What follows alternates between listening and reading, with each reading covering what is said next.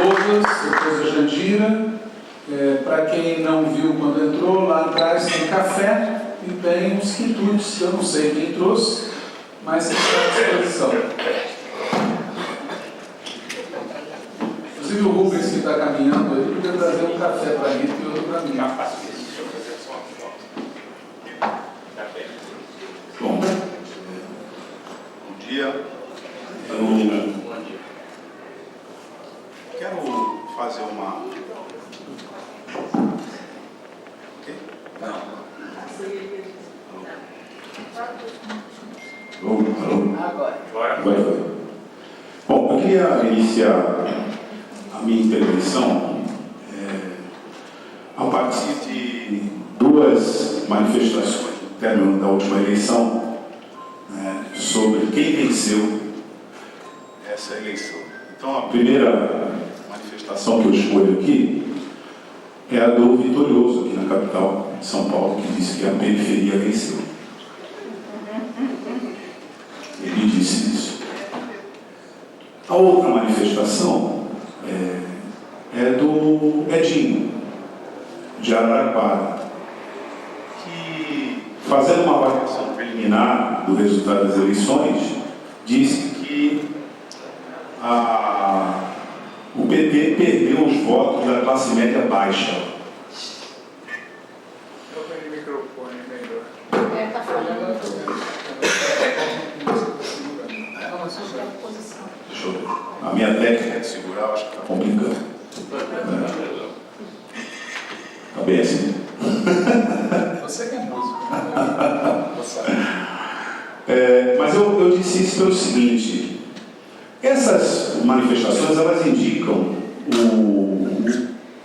o sentimento, né, do debate político, dos grupos políticos, em relação à periferia.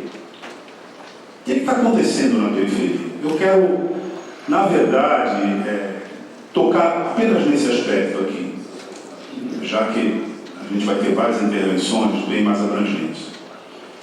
E eu queria partir, então, da região de onde eu venho, porque acho que o que está acontecendo lá é generalizado. Depois de feita a análise das votações, o que a gente viu foi o seguinte: a gente falava muito sobre a periferia, a gente defendia, enfim, todas as demandas sociais da periferia. Quem nos ouvia era uma parcela, já hoje, fracionária das camadas médias, e a periferia votou na direita, em massa.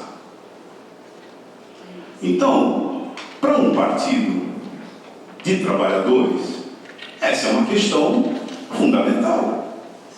Se não interpretar isso, se não entender isso, a gente, na verdade, está se dizendo representar praticamente uma abstração. Eu quero acrescentar a isso um episódio recente, acontecido também lá na periferia da Baixada Santista, em que um menino, Raio, foi... Se você é morto com um tiro de fuzil, você é fuzilado, Ele foi fuzilado, numa operação policial, mas ele já era órfão de um pai igualmente fuzilado, numa operação policial, pela mesma corporação. E no caso do pai, o pai morreu porque ele estava com uma bengala confundida com um fuzil, e o menino morreu porque ele está no território periférico. Ponto final. Esse lugar aonde esse menino morreu votou em massa na direita. Então, mais um aspecto para a gente tentar entender essa dinâmica que nós estamos passando. Eu tenho falado o seguinte: a extrema-direita, ela não é destituída de um norte programático e orgânico. Esse é o aspecto. Ela é muito bem orientada contra nós, contra os nossos programas, contra os nossos valores, tem política para isso e tem uma base orgânica na periferia que é complexa e a gente precisa estudar. Todo mundo fala isso, as igrejas, tráfico em aliança com as milícias. E eu quero acrescentar aqui um ponto nessa organicidade, nessa dinâmica, porque ao final eu quero dizer que a gente enfrentou e perdeu para isso nessas eleições. Esse ponto que eu quero acrescentar é a institucionalidade corruptora no território periférico. Como ela funciona? O poder institucional não faz política social mais na periferia, quando ele é de direita e de extrema-direita, e na verdade esses dois segmentos não são muito distintos nessa dinâmica. Ele compra o voto na periferia. E ele compra de algumas formas recorrentes.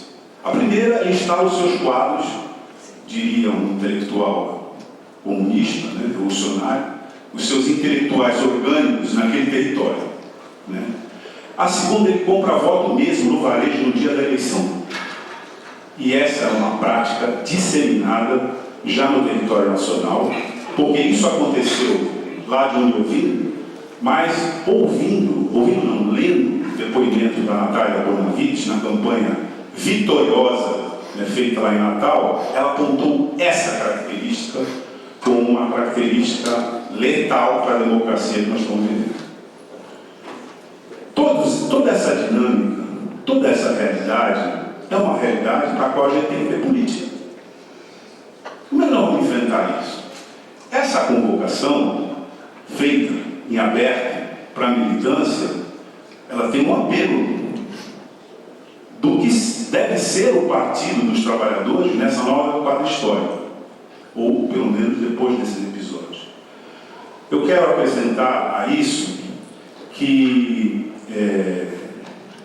a gente ainda não parou para estabelecer qual é a nossa tática para enfrentar isso.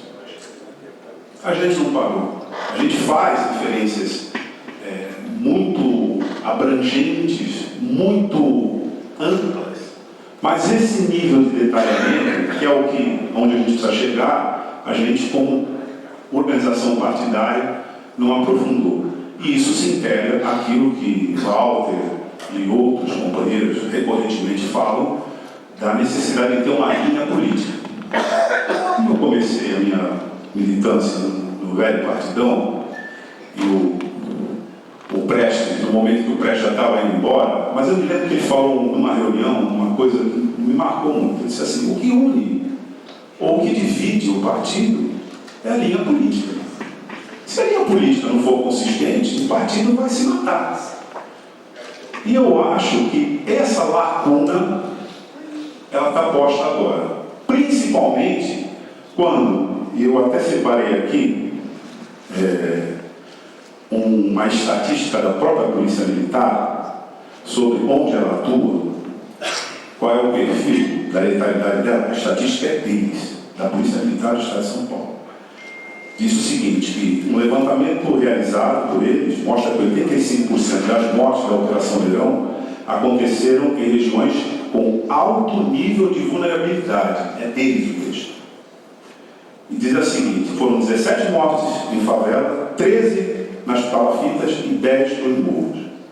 Nessas localidades a qual estou me referindo, embora eu esteja partindo de um ponto concreto do território, mas isso se projeta para os demais, nós estamos falando de um 36 mil pessoas que sobrevivem ligadas ao cadastro único.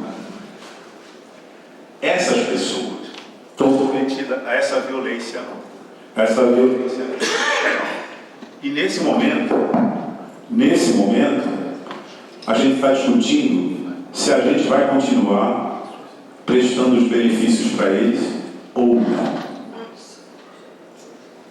Então eu vim aqui para colocar esses dados, porque me parece que o grande desafio do PT, nesse momento, é entender que o golpe de Estado de 2016 mudou o regime político do país, fez uma constituinte, cancelou definitivamente o artigo que trata dos direitos sociais, da forma de organização da classe trabalhadora, proibiu o Estado de investir na pauta social por 20 anos, o arcabouço fiscal não mexeu profundamente nisso, e instituiu uma ordem, né, que criminaliza trabalhadores, pobreza e a política de esquerda. Não dá para você enfrentar isso apostando numa conciliação eterna e com o horizonte restrito da governabilidade sem povo. Então, termino aqui dizendo o seguinte: o que o Breno colocou aqui sobre a dinâmica de insurgência no mundo, ela como uma perspectiva com a qual a gente vai ter que lidar na nossa pátria, no nosso país. Porque onde o povo está reagindo para essas questões, ele está reagindo com a única forma que ele pode reagir, com algum nível de insurgência. É isso.